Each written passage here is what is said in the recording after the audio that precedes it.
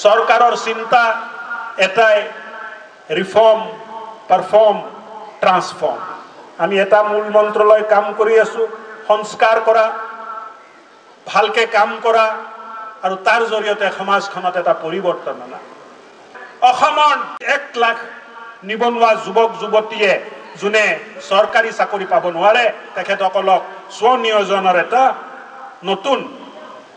আঁচনি আমি আৰম্ভ কৰিছো মুখ্যমন্ত্ৰী নিযুত মইনা আঁচনি জৰিয়তে 10 লাখ ছোৱালীক বছৰত কলেজত গলে 12,500 টকা আৰু ডিগ্ৰী পাছ কৰি যদি উচ্চ শিক্ষালৈ যায় 25,000 টকা দিয়া হৈছিল যে প্ৰায় 3 লাখ যুৱতীয়ে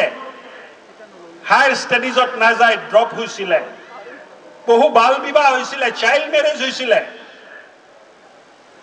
এই আঁচনিৰ জৰিয়তে ছোৱালীক পঢ়াৰ সুবিধা পঢ়াৰ বাবে অনুপ্ৰেৰণা পঢ়াৰ খৰচ দি চৰকাৰে বাল বিবাহ ৰোধ কৰাৰ এক অভিলাষী চেষ্টা মুখ্যমন্ত্ৰী ডাঙৰীয়াৰ নেতৃত্বত আমি কৰি আছো উন্নয়নৰ খাতিৰত সবফালে চেষ্টা চলি থাকোতেও বৰ্তমান সময়ত ভাৰত বিৰোধী অসম বিৰোধী বিভেদকামী শক্তিয়ে যাতে ভাৰতৰ একটা আৰু সাম্প্ৰতিক কিয় নষ্ট কৰিব নোৱাৰে মাৰিব নোৱাৰে তাৰ বাবে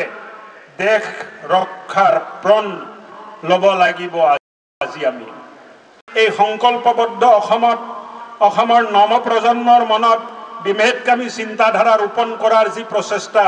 চলা আছে চৰকাৰে হেয়া কঠোৰ হাতেৰে দমন কৰি আহিছে আৰু আগলৈ দমন কৰি যাব এক বিভেদকামী চিন্তাই